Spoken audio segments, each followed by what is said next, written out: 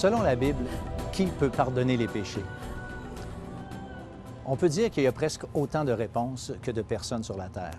Différentes philosophies et différents moyens nous sont proposés à droite à gauche. Chacune des religions qui existent autour de nous ont la réponse à cet égard. Mais la question que nous devons nous poser, que dit la Bible à ce sujet?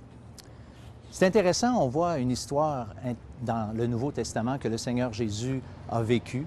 Il lui a été présenté un paralytique, un homme donc qui était paralysé, et puis il a dit à cet homme que ses péchés étaient pardonnés.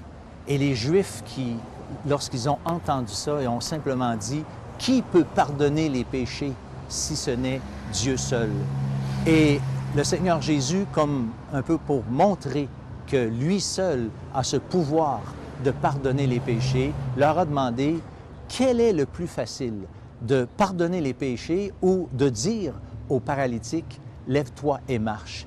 Et voici exactement ce que le Seigneur Jésus a répondu.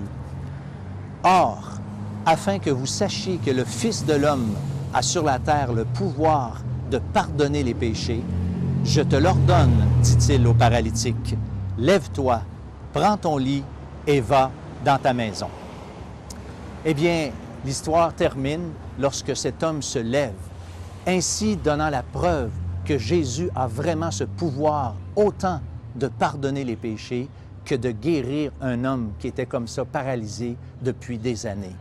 La Bible nous dit pourquoi Jésus détient ce pouvoir. La raison est simple.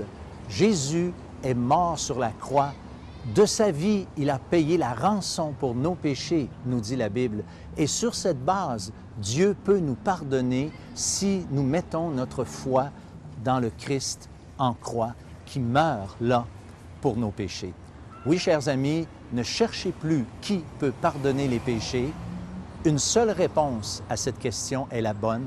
Jésus, le Christ, peut le faire.